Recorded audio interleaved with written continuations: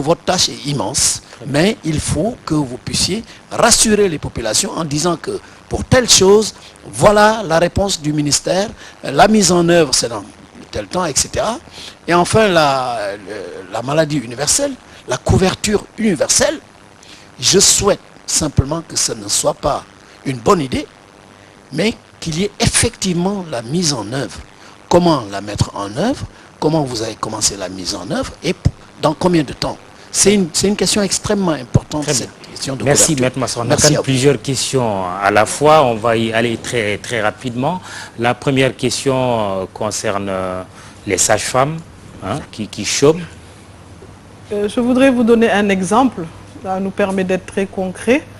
Nous venons de Matam, où il y a 17 sages-femmes dans toute la région. Donc le problème du déficit en personnel est encore plus aigu dans les régions périphériques. Et nous avons vraiment un grand souci, et c'est pour cela d'ailleurs que pour ces régions périphériques, nous avons proposé au ministre de la fonction publique que cette année, nous avons droit à 500 personnes, que l'on puisse, dans le quota de toutes ces personnes, qu'on privilégie les régions périphériques. Parce que sinon, on fait du saupoudrage. Donc là, on a envoyé peut-être 10 sages-femmes en plus dans la région de Matam. Ça ne réglera pas notre problème. Donc on passe notre temps à saupoudrer. Vous allez recruter donc des sages-femmes. Et on les met dans les régions. Au moins 500. Voilà, pas 500 sages-femmes, c'est tout le personnel. C'est ce qu'on a dans notre budget cette année. D'accord. Je voulais plus, mais bon, voilà ce que j'ai pu avoir. Et je peux dire que nous allons tout faire pour qu'au moins les régions périphériques puissent avoir. Parce que c'est ces régions qui ont le plus besoin de ces sages-femmes. Donc il y a un problème, je ne vais pas être longue, mais vous avez raison, c'est un scandale. On a parlé tout à l'heure de la mortalité maternelle, c'est aussi lié. S'il n'y a pas d'accès à un personnel qualifié, vous restez avec les matrones, vous accouchez à domicile, et après on s'étonne qu'il y ait des problèmes. Donc il faut du personnel. La couverture maladie universelle, il vous demande de vous engager sur un délai. Oui, nous avons un plan. Et nous avons dit que pour 2015 déjà, nous comptons atteindre 50% de la population. C'est-à-dire qu'en plus des 20%, nous ajouterons 30%. Et nous allons aller comme ça progressivement jusqu'au 100%. La couverture maladie universelle, c'est un processus qui ne se fera pas en 24 heures, qui va prendre du temps. Nous sommes aussi en train d'apprendre, j'ai parlé tout à l'heure des différents projets qu'il y a dans toutes ces régions. Nous sommes en train d'apprendre et nous ne voudrions pas faire d'erreur et nous ne voulons pas également que ce soit comme ça un gros coup et qui ne soit pas pérenne et que le lendemain les gens n'aient plus rien. Il faut faire un travail sérieux. Donc voilà, peut-être des gens vont dire ça ne suffit pas, 50% en 2015, nous pensons que c'est beaucoup et nous allons aller comme ça progressivement pour atteindre les 100%. Oui, l'action sociale, parce que vous êtes ministre de la Santé et de l'Action sociale, il y a aussi une préoccupation exprimée par Maître Massokhna Kane, c'est le lieu de saluer la présence de notre ami Yatma Fall, président de l'Association des personnes handicapées, mais aussi de notre sœur Aïssatou Cissé, là-bas de l'autre côté. Bonsoir. L'action sociale. Alors l'action sociale... Avec la loi d'orientation voilà, d'ailleurs. Dans le domaine que nous gérons, qui est celui des populations vulnérables et les personnes âgées notamment, et les personnes handicapées, mais également l'assistance sociale pour les aspects, disons, médicaux. C'est vraiment les 3 grandes voies que nous sommes sur lesquelles nous sommes en train de travailler. Ce que je peux dire, c'est qu'il y a quand même une grande avancée dans l'action sociale. La loi d'orientation sociale a été votée, mais il n'y avait pas de décret d'application. Ce qui fait qu'une des choses importantes que le président de la République a eu à faire, c'est de signer le décret d'application qui a trait à la carte d'égalité des chances. C'est-à-dire qu'il faudrait que nous puissions permettre aux handicapés de jouer leur partition. Que ces handicapés ne soient pas discriminés. Qu'ils puissent, par exemple, ne serait-ce que pour venir dans votre studio, quand le décret sera mis en œuvre, nous demanderons à toutes les structures qui reçoivent du public de mettre des rampes pour que les personnes handicapées puissent arriver là où elles veulent arriver. Il y aura également dans les bus, il y a quelques bus où il y a une expérimentation pour que les gens puissent accéder aussi au bus. Il y a les soins, donc avec cette carte, les personnes pourront aller dans les structures sanitaires et se soigner. Ça fait partie de la gratuité, parce qu'il y a beaucoup de gratuité dans le système de santé, mais pour lequel de l'argent sera mis. Donc il faudra que ça puisse se faire de cette manière concrète. Dans l'éducation, oui, le ministre de l'Éducation aussi devra travailler sur comment mieux prendre en charge les personnes handicapées dans le système scolaire et dans le système universitaire, etc. Donc c'est une grande ouverture et ce n'est pas terminé parce qu'il y a plusieurs décrets d'application et nous sommes en train de travailler sur les autres décrets qui vont venir pour les mettre en œuvre. Donc l'action sociale aussi, juste un mot, nous voulons quitter l'assistanat et passer vers l'autonomisation. Les mêmes personnes qui sont aidées depuis toujours, ce sont les mêmes personnes qu'on aide, ce sont les mêmes personnes que vous reverrez l'année d'après. Donc il faut vraiment tout faire pour aider les personnes à être autonomes et ne plus être des cas sociaux en permanence. L'aide qui aide à sortir de l'aide. Tout à fait. Comme disait l'autre. Oui. Et il faut leur apprendre à pêcher et non pas leur donner du poisson. Donc c'est cette stratégie qui est mise en œuvre. Et voilà, nous avons là aussi une direction générale de l'action sociale. Nous avons des réflexions avec tous les travailleurs sociaux de toutes les régions pour vraiment donner une nouvelle impulsion à cette action sociale. Très bien. Je sais que les problèmes de santé sont nombreux et variés au Sénégal. Nous allons nous intéresser à une maladie, l'insuffisance rénale qui fait des dégâts au Sénégal. Et pour introduire Ngoné Ngom qui sera là tout à l'heure, nous allons suivre cet autre sujet de Fatou Kiné sur le centre de dialyse de l'hôpital Aristide Le Dantec de Dakar. Et puis après, retour plateau avec Ngoné Ngom.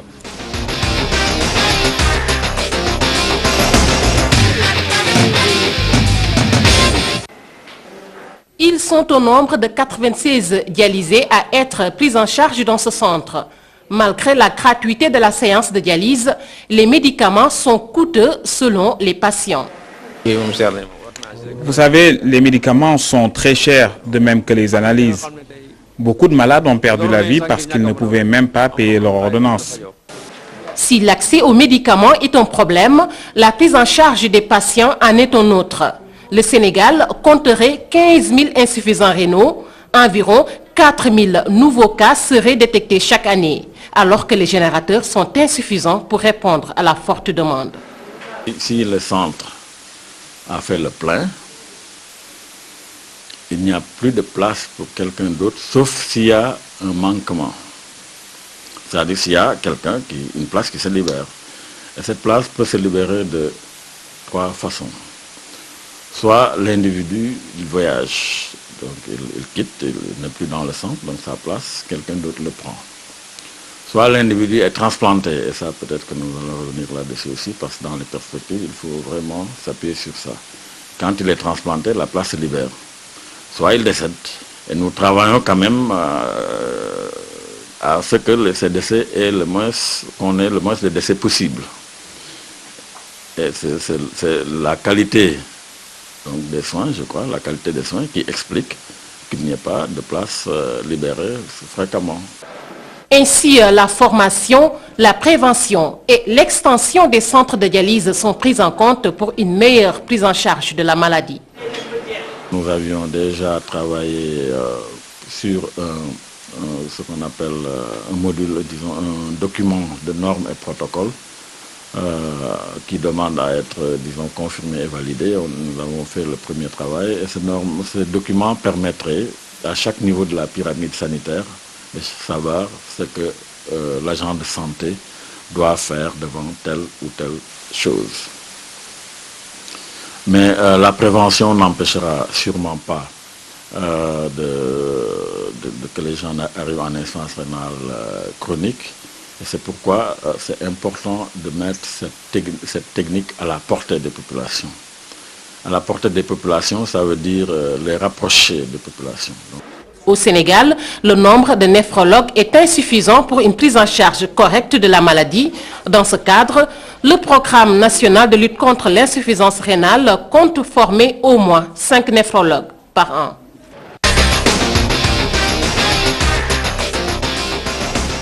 Fatou Kinedem, merci. Bonsoir, Ngoné Ngom. Ngoné Ngom qui est chef du desk santé de TFM. Vous avez la parole pour quelques questions à Madame le ministre. Bonsoir Madame la ministre. Madame le ministre, bonsoir également à ce public, surtout à ces médecins qui sont là, avec qui nous collaborons souvent. On vient de suivre un reportage de Fatou Kinedem sur l'insuffisance rénale, un problème de néphrologue déjà, mais également un problème de lit au sein de l'hôpital Aristide Le Dantec, on le sait. Donc on a parlé, Madame la ministre, de la gratuité de la dialyse, mais au bout du compte, ça revient à la même chose. Si on sait que le nombre de malades qui en bénéficient reste le même, d'autres sont obligés d'aller vers les structures privées. Qu'est-ce que vous comptez faire au sein de votre ministère? Je m'excuse, peut-être je vais dire quelque chose. Je voudrais répondre quand même à une question précédente et je reviens à la vôtre. Oui. C'est par rapport aux médicaments de la rue. Oui, oui. Je crois que c'est important. Oui.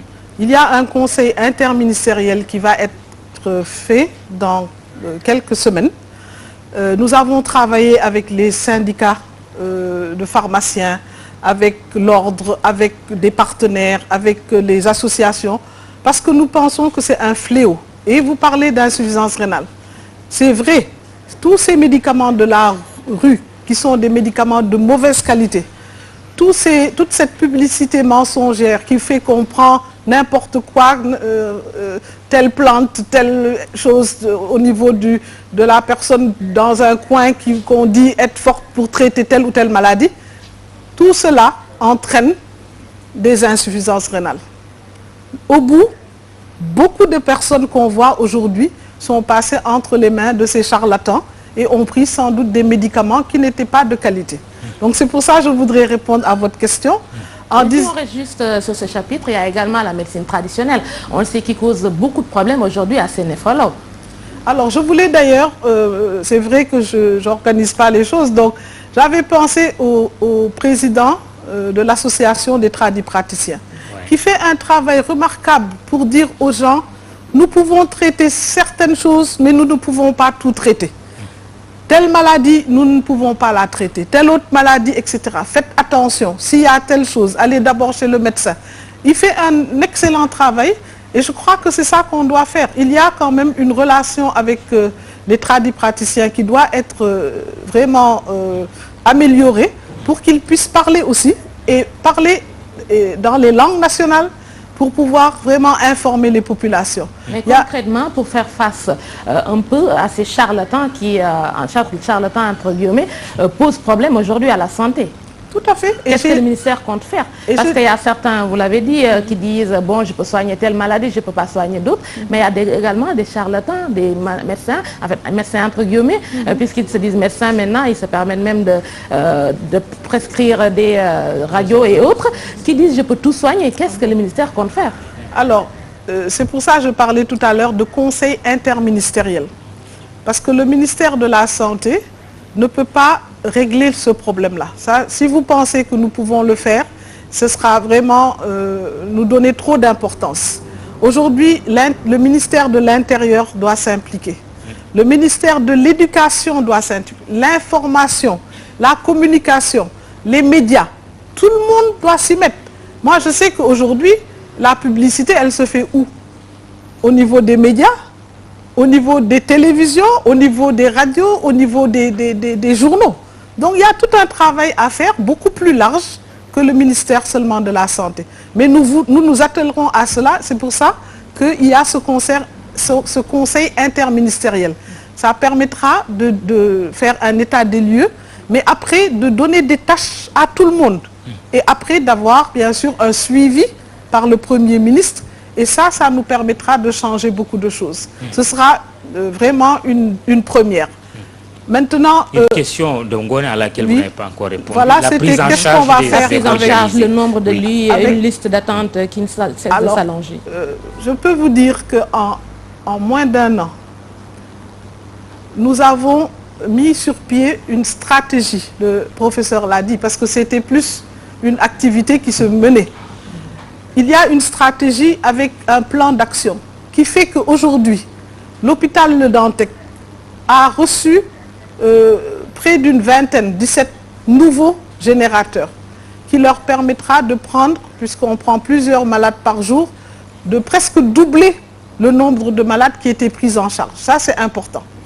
Nous avons également discuté dans le cadre de la gratuité avec les structures privées, mais également avec l'hôpital principal, pour que ce soit gratuit au niveau de l'hôpital principal, gratuit au niveau de Saint-Louis, qui est aussi une structure publique, et dans toutes les structures privées, il y a des conventions signées pour que nous puissions maintenant avoir des prix qui diminueront pratiquement des 2/3, même dans le privé. Donc il y a un travail important qui se fait. Ça ne diminue pas des 2/3 comme ça. C'est l'État qui va donner des intrants pour que cela ne soit plus partie du coût de la dialyse dans le secteur privé. Donc tout cela, c'est l'État. Nous allons également, je devais aller à Tamba pour inaugurer le centre de dialyse de Tambacounda. Parce que nous voulons décentraliser la prise en charge. Les personnes sont obligées de venir de Tambacounda, de Matam, de Kédougou jusqu'à Dakar pour faire une dialyse. C'est la situation que nous avons trouvée et nous voulons vraiment apporter des changements importants, la rupture dont on parle, que cela puisse être une réalité. Et vous le verrez, c'est quelque chose de palpable et visible. Maintenant, le coût. Il y a autre chose que les malades paient, bien sûr. Ce n'est pas que la dialyse. Et dans le cadre justement de cette couverture maladie universelle, ça permettra aux personnes qui cotisent qu'elles puissent aussi avoir la possibilité de faire de montrer cette carte et d'avoir accès au laboratoire, d'avoir accès en fonction de la cotisation aussi à certains types de médicaments. Donc ce n'est pas simplement la dialyse qui règle tous les problèmes, mais elle règle beaucoup de problèmes. Imaginez-vous quand quelqu'un devait payer 3 fois par semaine 60 000 francs. Ou même quand ça avait été diminué à un moment, 10 000 francs, 3 fois, ça fait 30 000 francs par semaine. Même nous qui travaillons, 30 000 francs par semaine, ça pose problème. Et je pense qu'il y a beaucoup de personnes qui ont vendu même des maisons, des voitures pour pouvoir faire des dialyses. Donc c'est un grand pas que d'aller vers maintenant la gratuité de ces dialyses-là. Pour en revenir à l'accès aux soins, tout à l'heure vous en avez parlé, l'accès aux soins, mais également on sait que la santé coûte cher, ce n'est plus un secret, entre le coût des consultations, les analyses, les ordonnances et tout, la population est fatiguée. Et on sait que quelquefois le public ne peut pas faire face parce qu'on vous dit que la machine est en panne, là on est obligé d'aller voir le privé. Et là c'est extrêmement cher. Scanner 80 000 francs, 100 000 francs à certaines heures. Est-ce qu'il y a une possibilité de plafonner les coûts dans le privé ou bien ça dépasse votre domaine? Il ne faut pas oublier aussi que le secteur privé a bien sûr des coûts par rapport notamment au remboursement. Ce qui fait que cela les pousse à avoir quand même une certaine mesure dans les prix qui sont faits. Mais c'est du privé. Le problème ne peut être réglé par rapport aux personnes qui n'ont pas beaucoup de moyens que par le secteur public. Donc il faut que l'offre soit une offre de qualité dans le secteur public. Si le scanner est en panne, c'est un problème du secteur public qui fait que les gens sont obligés d'aller ailleurs. Donc nous aussi, on a un travail important et de tout faire pour que le plateau technique soit un plateau de qualité, mais également qu'il y ait une bonne maintenance. Quand j'entends dire que des scanners qui ont été achetés il y a 3 ans sont déjà en panne, et dans les pays développés, le scanner peut rester toute une vie. Donc il y a un problème aussi de maintenance. Nous avons tout un plan aussi pour que les hôpitaux aient plus d'ingénieurs, de personnes qui puissent vraiment prendre en charge le matériel sophistiqué qu'on va mettre à la disposition des hôpitaux. Donc je suis d'accord avec vous, il y a encore d'autres choses à faire. Là je reviens un peu sur les maladies non transmissibles, un peu, et l'absence de programme de prévention à l'échelle nationale pour appuyer le docteur James. Elle en a parlé tout à l'heure, vous avez expliqué un peu l'histoire de la cigarette, abus dangereux pour la santé qu'on pourrait peut-être mettre en gras, mais tout le monde ne lit pas, tout le monde n'est pas fumeur. Le docteur Kassé ne va pas me démentir, beaucoup de gens aujourd'hui subissent un peu le tabagisme passif. Mais est-ce qu'on peut s'attendre aujourd'hui à voir à la télé des spots pour dire que ne vous laissez pas en fumer, la cigarette, évitez le sucre, évitez trop de sucre, trop de sel? Concrètement, pourquoi on n'a pas encore vu le ministère à ce niveau? Alors, je pense que vous-même, vous faites des émissions et vous utilisez, je peux dire ainsi, du personnel qui souvent est du personnel du ministère de la Santé. C'est dire que nous contribuons aux expériences même qui sont des expériences privées ou des expériences vraiment que nous saluons.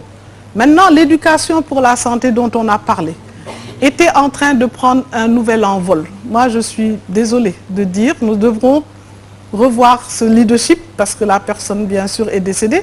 Mais c'est dire que énormément de choses étaient en train de se faire. Mais nous allons continuer.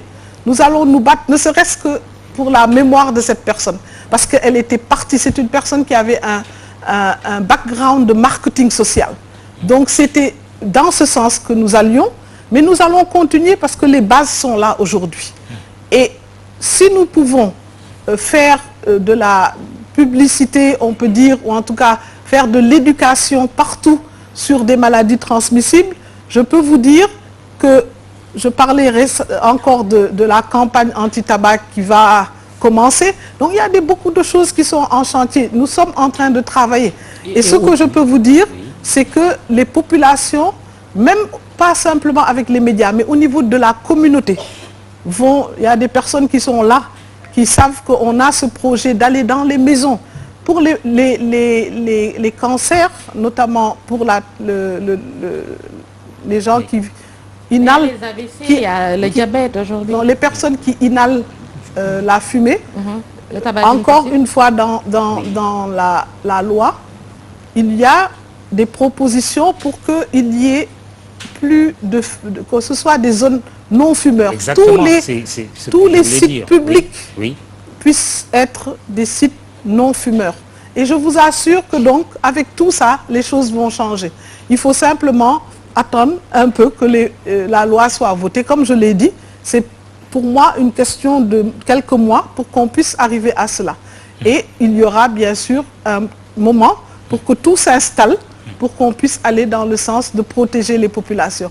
Le diabète, vous parlez du diabète, il y a quand même quelques émissions que nous sommes en train de faire qui parlent de certaines maladies. Je ne crois pas qu'on puisse dire qu'il n'y a rien.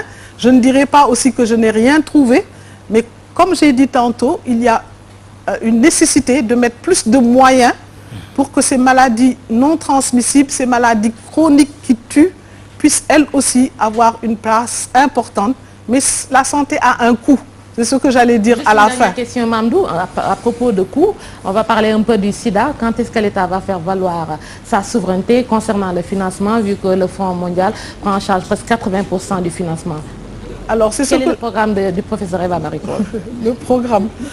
Vous savez, si quelqu'un se bat pour que les malades du sida, en tout cas, continuent à avoir les antirétroviraux, c'est bien sûr eux-mêmes, c'est des associations, mais c'est également nous.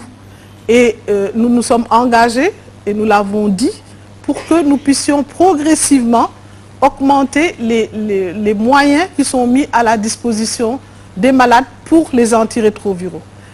Je vous disais tantôt que nous sommes aussi dans une année de transition. On vient d'une situation économique difficile. Et donc les choses vont se faire progressivement.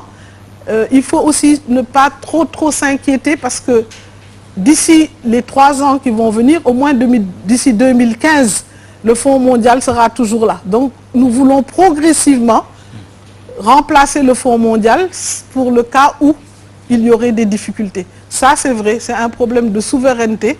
Et je crois que les efforts du Sénégal et la notoriété du Sénégal aujourd'hui en matière de sida ne doivent pas faillir. Et les malades du sida seront toujours pris en compte. Ils se sont battus eux-mêmes. Ils continueront à se battre et nous serons à leur côté. Gonengom, merci. Je signale que notre confrère Cheikh Thiam du Soleil devait être là, mais il a été empêché à la dernière minute, c'est pour dire tout simplement aux confrères qui nous regardent également que cette émission est la vôtre. À chaque numéro, nous inviterons au moins 2 journalistes qui ont des préoccupations particulières. Il y a d'autres femmes et d'autres hommes qui aimeraient sans doute prendre la parole. Je pense à Mbalo Diatiam, par exemple, du syndicat unique des travailleurs de la santé et de l'action sociale. Malheureusement, des contraintes de temps font que nous sommes obligés, en 3 minutes, des questions instantanées, réponses instantanées. Madame le ministre, cas des hôpitaux de Fatick, Ziguinchor et Matam, presque en éternelle construction. Quand est-ce que ça va se terminer?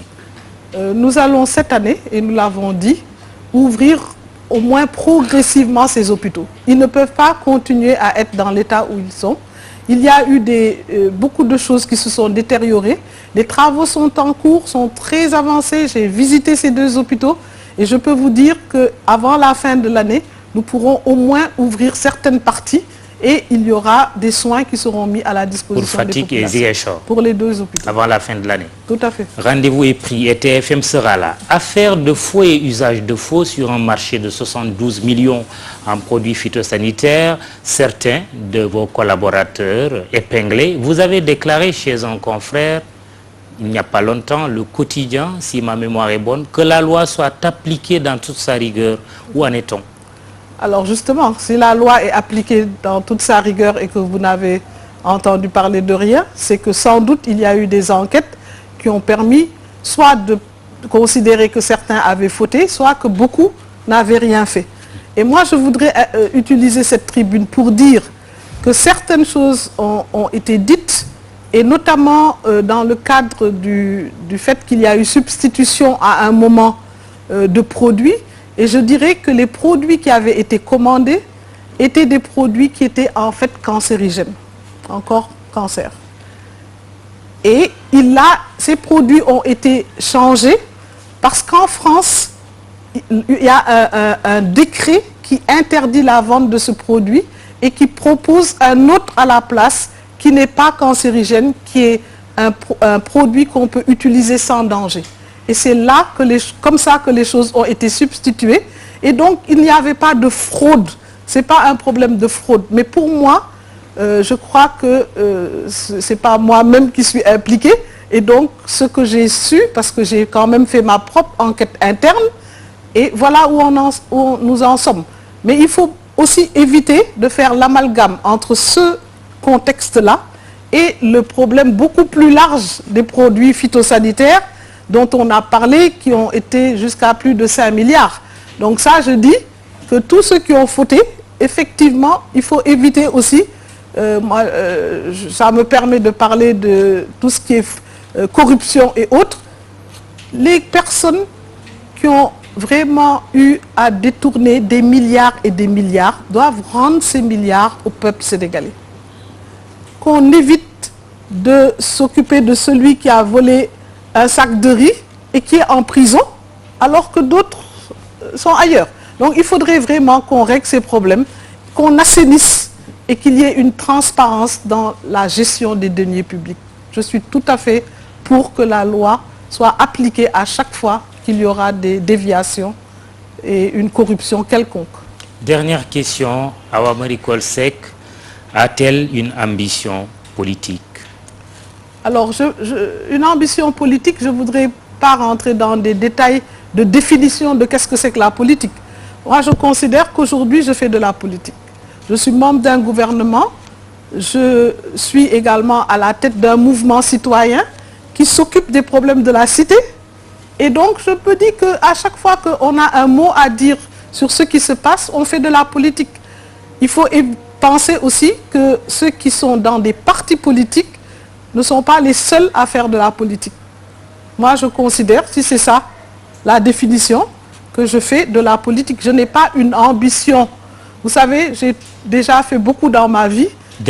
Après avoir été la première femme sénégalaise agrégée de médecine, peut-être d'être la première présidente de la République, ça ne vous effleure pas l'esprit? Je pense que je n'y pense pas, mais je peux vous demander de faire un sondage dans ma famille. Et je crois que c'est une chose qu'on me conseillera pas du tout, parce qu'ils ont déjà assez de problèmes avec moi au niveau où je suis. Merci. Awa Marie Coll Seck, première femme sénégalaise agrégée de grammaire, aujourd'hui ministre de la Santé, de médecine. C'est Senghor qui est de grammaire. De médecine. La médecine et la grammaire peut-être vont de pair quelque part. Merci d'être venue, Madame le ministre, ministre de la Santé et de l'Action sociale. C'était le premier numéro des Affaires de la Cité. Rendez-vous dans un mois. Merci, bonsoir.